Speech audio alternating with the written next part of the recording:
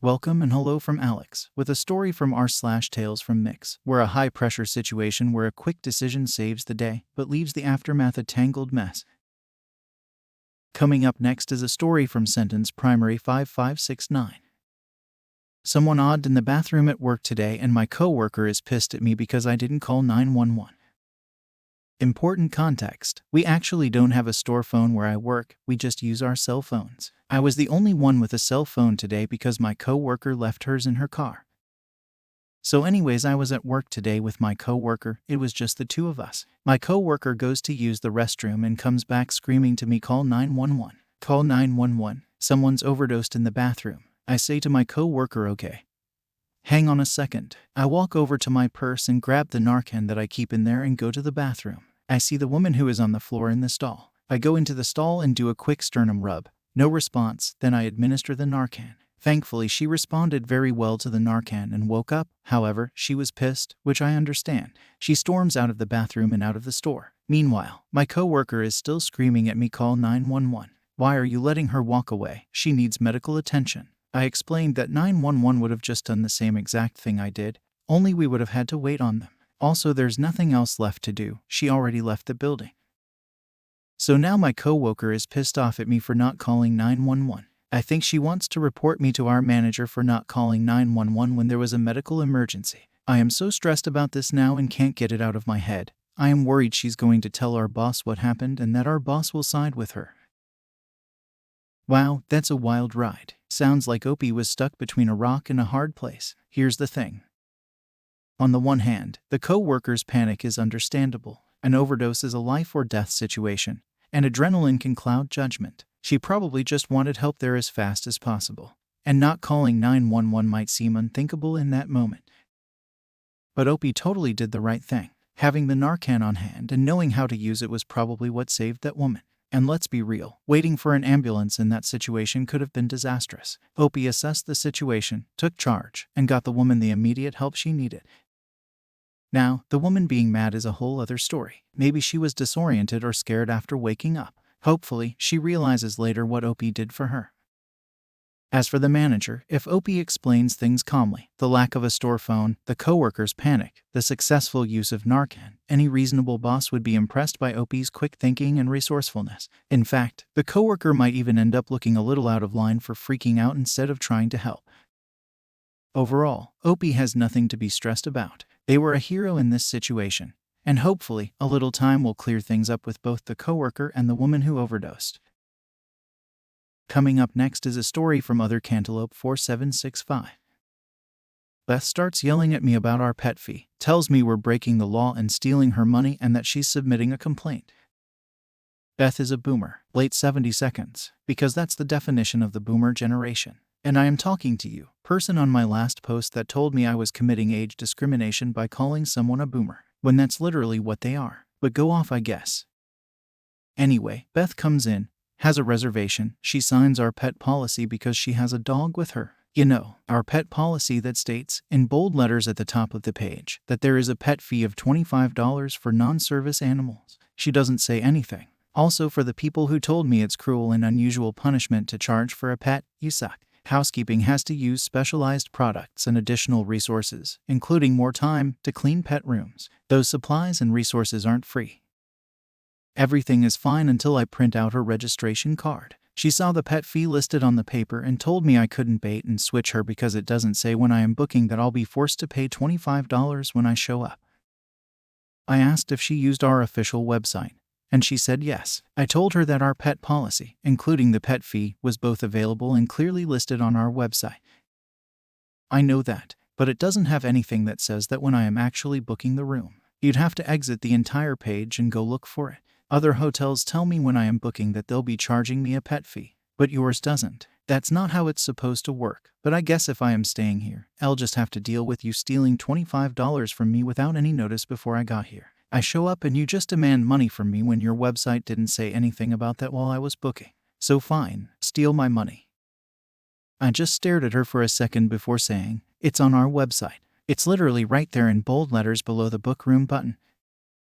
But it's not visible when I am booking. That's illegal." And since you obviously don't give a shit about my complaints, I guess I'll just have to go above your head and complain to someone else.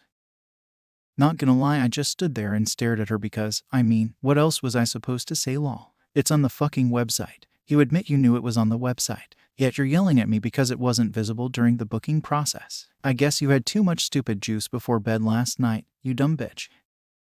I just sat and looked at her until she huffed and mumbled, "It's not supposed to be like that," and turned around and went to her room. If you have the policy before you book, why would you need it while you're booking? Trick question, you don't. Go complain to corporate. Hire a lawyer LMFAO. They'll direct you to the policies section on the website and call it a day. Wow, this story really highlights the frustration that can arise in customer service, especially when dealing with entitled attitudes. It seems like Beth was fully aware of the pet policy, but chose to express outrage when confronted with the fee during check-in. The narrator's incredulity at Beth's insistence on being notified of the fee during the booking process is palpable. The use of sarcasm and colorful language adds an entertaining layer to the narrative, portraying the absurdity of the situation. Overall, it's a humorous yet relatable glimpse into the challenges of working in the service industry. Coming up next is a story from TheLadySlaanesh, and if you like the video so far, don't forget to like the video. It only takes a second and helps me out a lot. This guy would like to connect to his computer. About 13 years ago, I was working IT at a major hospital, and while we had difficult users, one made us both amused and frustrated. One day, he calls and said I would like to connect to my computer. He wasn't upset or saying it in any angry way. It was clear that English was not his first language. My coworker, who had the patience of a saint, got the first call. After much trial and error with the language barrier, was able to discern that he just needed his password changed. The next day, same thing. He calls again, and we help him and send him on his way. Every day for a week, he calls and always starts with the same "I would like to connect to my computer." A couple of us were thinking the guy was somehow senile, or trying to pull a joke on us.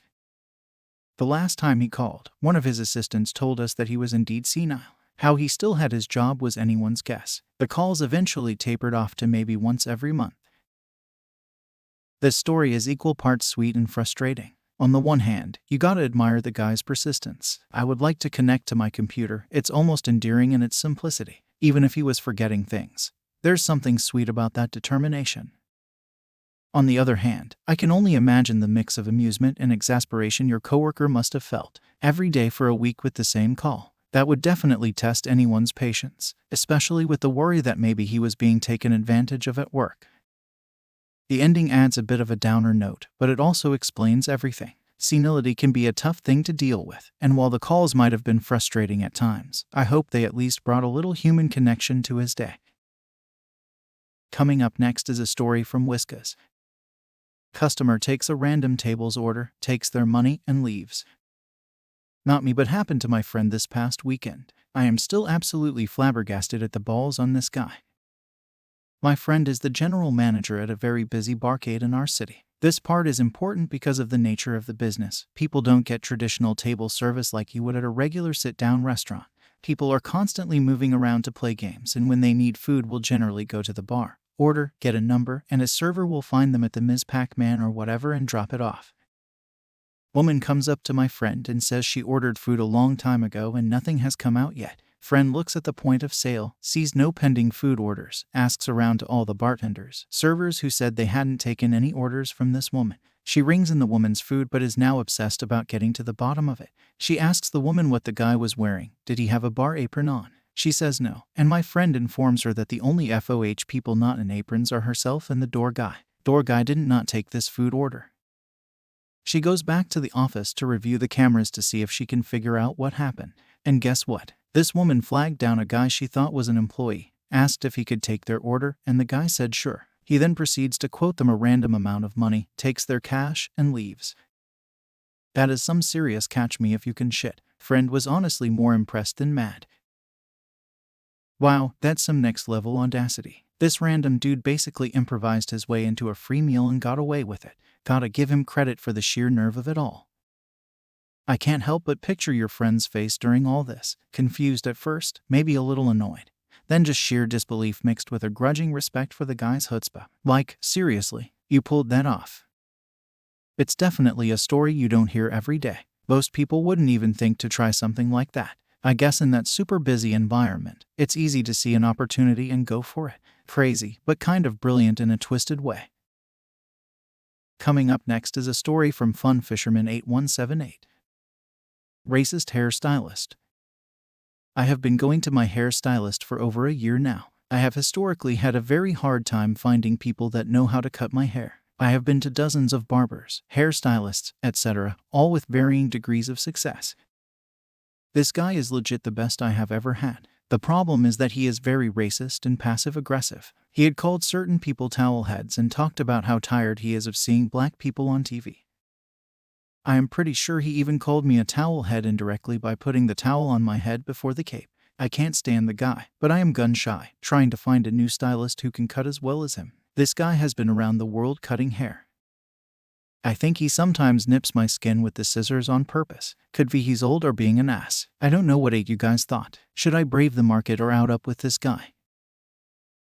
This is a tough one. Finding a good hairstylist is like finding a holy grail, and it sounds like this guy delivers on the hair front. But yikes, the racist and passive-aggressive comments are a major turn-off. Personally, I couldn't stomach supporting someone who spouts those kinds of views. There's gotta be a line, you know. A haircut is one thing, but tolerating bigotry is another. Maybe it's time to be brave the market again. Start asking around for recommendations, look at online reviews, and be upfront about your hair type and needs. It might take a few tries, but there's a good chance there's another stylist out there who can give you a great cut without the side of hate. As for the little nips with the scissors, that could be accidental, or it could be another form of passive aggression. Either way, not something you should have to put up with. It's your hair and your comfort zone. Go find someone who makes you feel good all around.